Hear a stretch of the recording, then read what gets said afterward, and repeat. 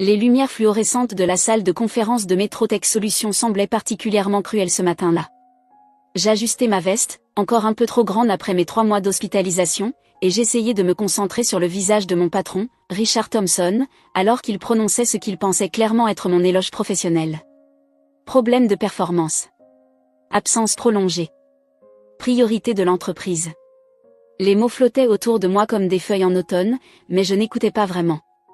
Au lieu de cela, je pensais à l'ironie de tout ça, comment, il y a à peine 6 mois, j'avais décroché le plus grand contrat de technologie médicale de l'histoire de Métrotech. Le même contrat qui avait fini par me sauver la vie. Je m'appelle Émilie Chen, et à 34 ans, je ne m'attendais pas à être à la fois une ingénieure biomédicale de pointe et une survivante du cancer dans la même année. Mais la vie a une manière d'écrire des histoires que l'on ne voit pas venir. Tu écoutes même, Émilie? Le ton tranchant de Richard perça mes pensées. Son costume parfaitement repassé et ses ongles manucurés criaient le succès qu'il avait construit sur le travail des autres, mon travail. Oui, Richard. Je comprends parfaitement. Ma voix était calme, plus stable que je ne l'avais prévu. Vous mettez fin à mon poste en raison de mon congé médical prolongé. Il sourit de ce sourire corporatif appris, un sourire qui n'atteignait jamais ses yeux. Appelons cela une séparation amiable. Votre condition a clairement affecté votre capacité à maintenir l'excellence que Métrotech exige. Autour de la table de conférence, mes collègues, ceux avec qui j'avais travaillé pendant 5 ans, trouvèrent soudainement leur carnet de notes fascinant. Tous, sauf Jessica du marketing, qui ne parvenait pas tout à fait à cacher son sourire en coin. Elle convoitait mon poste de directrice de projet depuis le premier jour. Ton congé médical a causé des retards importants pour l'entreprise, poursuivit Richard, s'animant sur son sujet. Le contrat avec l'hôpital Morgan a progressé exactement selon le calendrier prévu, l'interrompis-je calmement, comme le montrent les rapports hebdomadaires que j'ai envoyés depuis mon lit d'hôpital. La mâchoire de Richard se crispa. Il détestait être interrompu.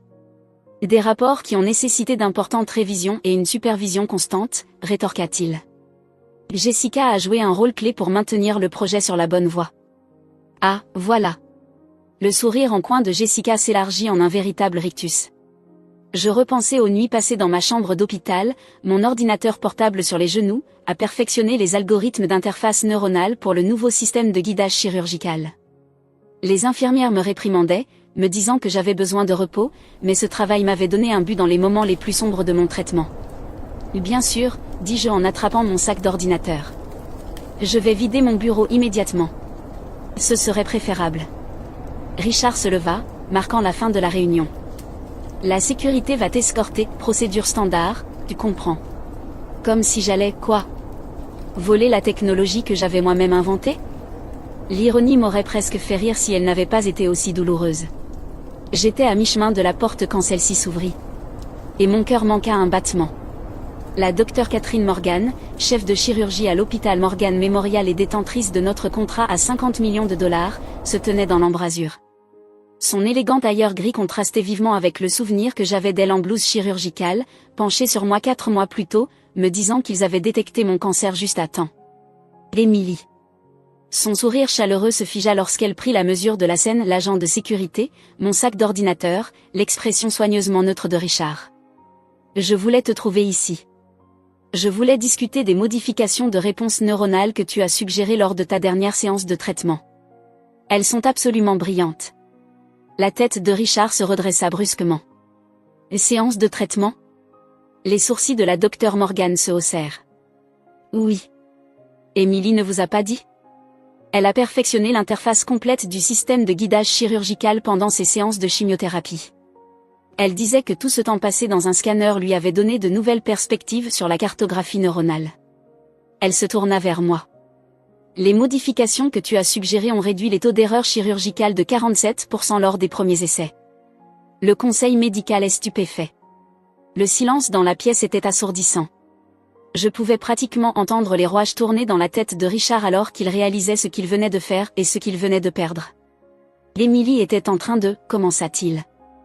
Se faire virer, terminai-je à sa place.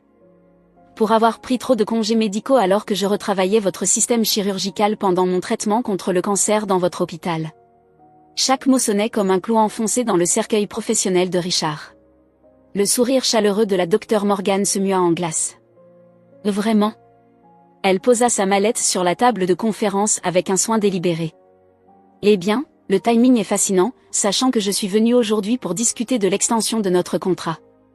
Le conseil médical a été tellement impressionné par les innovations d'Emily qu'il souhaite déployer le système dans l'ensemble de notre réseau hospitalier. Un contrat d'au moins 100 millions de dollars. Le sourire de Jessica avait disparu. Le visage de Richard était passé du rouge au blanc en une fraction de seconde, c'était presque impressionnant. Peut-être devrions-nous en discuter dans mon bureau, suggéra-t-il faiblement. Oh, je ne pense pas que ce soit nécessaire. La voix de la docteure Morgan aurait pu geler l'hydrogène. Emily, veux-tu venir prendre un café avec moi? Je crois que nous avons beaucoup à discuter concernant ton avenir. Et concernant celui de Metrotech également, mais cela devra peut-être se faire en présence de mes avocats. Je restai là un instant, observant les visages autour de moi. Ces personnes qui avaient été mes collègues. Qui m'avaient vu travailler jusqu'à l'épuisement pour bâtir quelque chose de révolutionnaire. Qui n'avaient rien dit lorsque j'avais été mise de côté. Avec plaisir, dis-je en ajustant mon sac d'ordinateur sur mon épaule. Je connais un excellent café juste au bout de la rue. Alors que la docteure Morgan et moi quittions la pièce, j'entendis la voix de Richard légèrement désespérée. Emily, attends. Mais je n'attendis pas. Je ne me retournai pas. Parce que parfois, la meilleure vengeance n'est pas de rendre l'appareil. C'est d'avancer. De prendre son génie et de l'emmener là où il sera vraiment apprécié.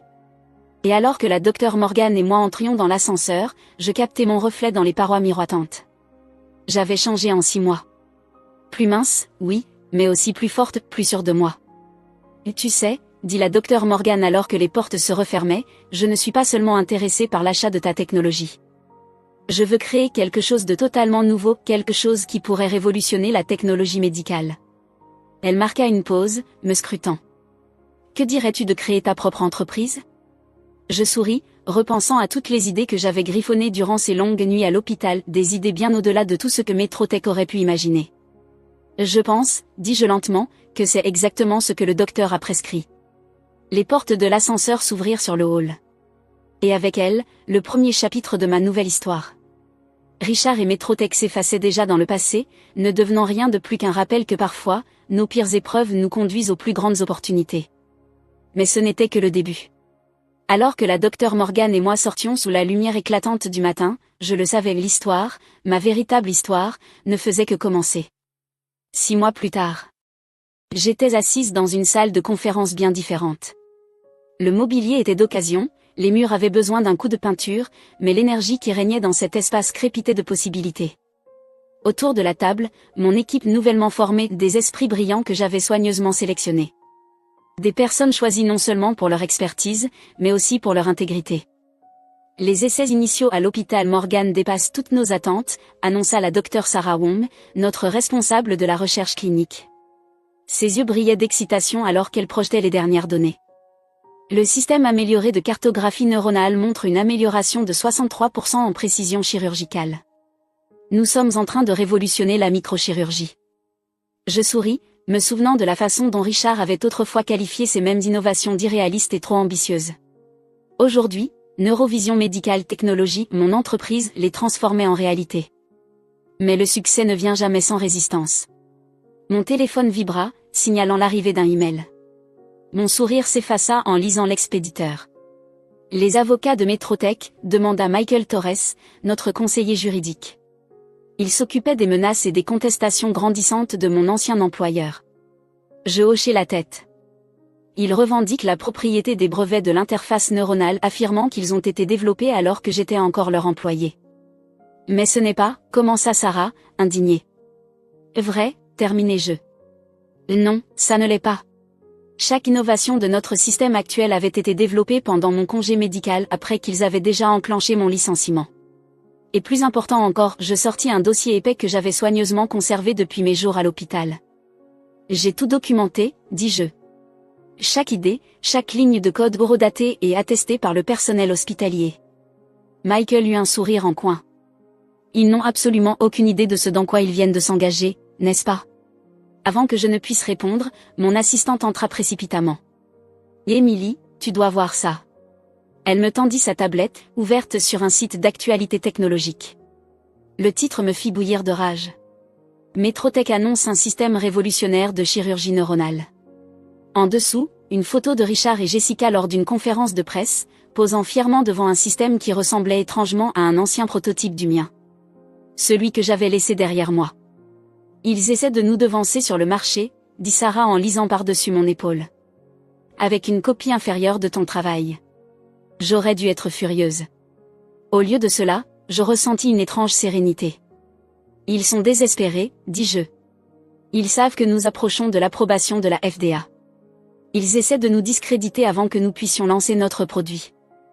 Que faisons-nous ? Demanda James Shen, notre responsable du développement. Il avait quitté un poste confortable dans une grande entreprise technologique pour rejoindre ma start-up parce qu'il croyait en ma vision. Je me levai et me dirigeai vers le tableau blanc où nous avions tracé notre calendrier de développement. Nous ne changeons rien.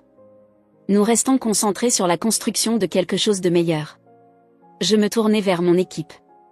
Ils livrent la dernière bataille. Nous créons l'avenir. Les semaines suivantes furent intenses. Tandis que Metrotech multipliait les annonces Tapax sans grave l'œil sur leur soi-disant système innovant, nous poursuivions notre travail dans la plus grande discrétion. Le réseau hospitalier de la Dr Morgan nous offrait des opportunités inestimables de tests en conditions réelles, et chaque succès renforçait notre position. Puis vint le jour qui changea tout. J'étais au laboratoire, en train d'affiner les algorithmes de réponse neuronale, quand la Dr Morgan m'appela. Sa voix était pressante. « Émilie, à quelle vitesse peux-tu venir à l'hôpital ? Nous avons un cas d'urgence, une jeune fille avec une tumeur cérébrale. L'approche chirurgicale conventionnelle est trop risquée. » Je jetai un regard au prototype sur lequel nous travaillions.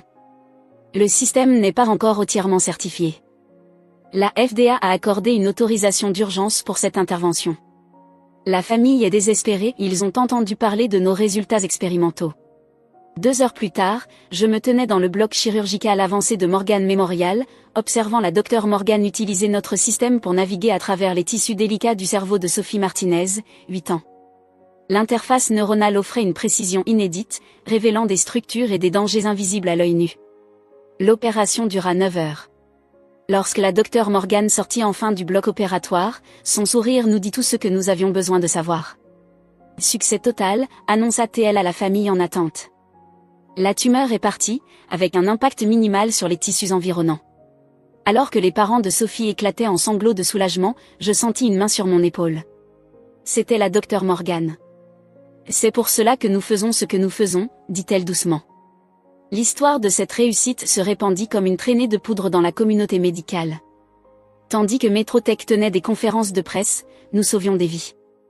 Bientôt, d'autres hôpitaux nous contactèrent, désireux de rejoindre nos essais cliniques. Puis arriva le matin du grand lancement de Metrotech.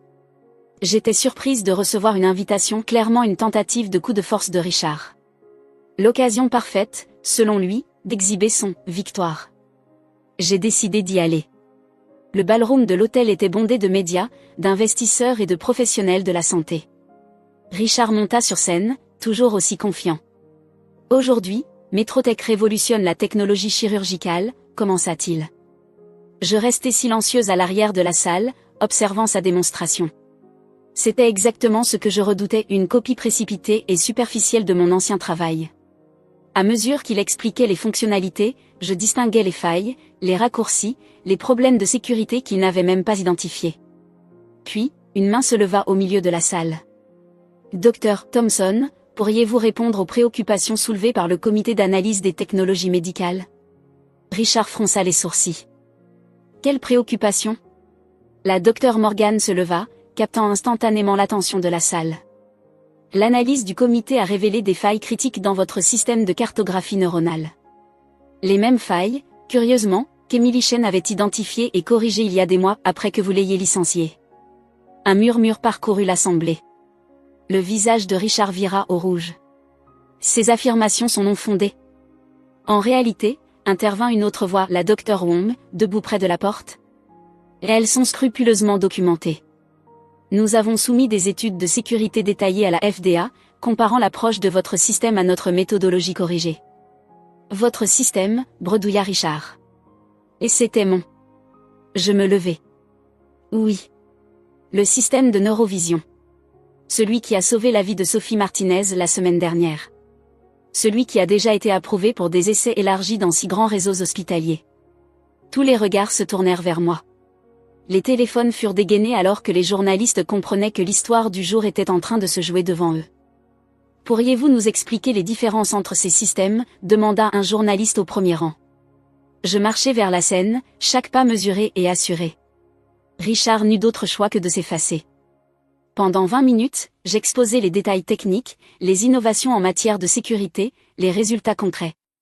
Puis, je conclus par ceci. La technologie médicale ne consiste pas à être le premier sur le marché. Elle consiste à être le premier en matière d'innovation. Chaque avancée de notre système a été développée durant mon propre combat contre le cancer, un combat que Métrotech a jugé trop contraignant pour être pris en compte.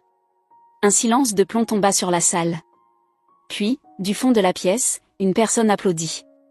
Le bruit enfla jusqu'à remplir le ballroom tout entier. Je regardais Richard, relégué dans un coin de la scène, oublié de tous. Il refusa de croiser mon regard. Dans les semaines qui suivirent, l'action de Métrotech plongea. Ils retirèrent leur système du marché pour développement complémentaire. Jessica démissionna. Richard fut discrètement relégué à un poste invisible. Mais honnêtement, je n'y prêtais même plus attention. J'étais bien trop occupé à construire quelque chose qui comptait vraiment. Un an jour pour jour après mon licenciement, je me tenais dans notre nouveau siège, un centre de recherche rénové, doté de laboratoires ultramodernes et offrant une vue imprenable sur la ville. La Dr Morgan était devenue présidente de notre conseil d'administration, nous aidant à étendre nos innovations à de nouveaux domaines de la technologie médicale. Notre équipe comptait désormais plus de 100 personnes, chacune choisie pour son brillant esprit et son intégrité. Sur mon bureau reposait un cadre contenant une copie de ma lettre de licenciement de Métrotech. Juste à côté, un titre récent en première page. Neurovision Technologies révolutionne la chirurgie. Émilie Chen élue innovatrice médicale de l'année. Mais mon moment préféré arriva plus tard dans la semaine. Pendant une intervention utilisant notre système, j'observais depuis la salle d'observation lorsqu'une jeune résidente se tourna vers moi et demanda « Comment avez-vous eu cette idée ?» Je souris, me rappelant ces longues nuits passées à l'hôpital, celles où ce qui ressemblait à la fin de ma carrière était en réalité le début de quelque chose de bien plus grand. Parfois, lui répondis-je, les meilleures innovations naissent quand on est forcé de voir les choses sous un angle totalement nouveau. Et alors que j'observais notre technologie guider une nouvelle opération réussie, une chose me frappa. La meilleure revanche, ce n'est pas de leur prouver qu'ils avaient tort. C'est d'aller si loin au-delà de leur vision limitée qu'ils deviennent une simple note de bas de page dans votre histoire de succès. La plainte déposée par Métrotech fut discrètement abandonnée. Face aux preuves accablantes et à l'opinion publique, il ne pouvait pas gagner. Quant à Richard, j'appris qu'il avait lancé un cabinet de conseil tout en évitant soigneusement de mentionner son passé dans le développement des technologies médicales. Et moi, j'ai récemment validé une nouvelle politique d'entreprise. Coche caractère gras congé médical illimité pour tout employé confronté à une maladie grave. Coche caractère gras garantie de protection de l'emploi. Coche caractère gras horaire de travail flexible. Parce que parfois, notre travail ne prospère pas malgré l'adversité, mais grâce à elle. Un jour, la Dr Morgan m'a dit « Tu es chanceuse, le timing était parfait. » Je ne suis pas d'accord. Le timing n'avait rien à voir avec la chance. Il était inévitable. Car tôt ou tard, la vérité et le talent finissent toujours par éclater au grand jour. Le tout est d'avoir assez foi en soi pour tenir jusqu'au moment où cela arrive. La semaine dernière, j'ai reçu une invitation pour intervenir lors d'un grand congrès de technologie médicale. Le sujet ? Innover à travers l'adversité, comment les défis personnels conduisent à des percées professionnelles. J'ai accepté immédiatement. Après tout, j'ai une sacrée histoire à raconter.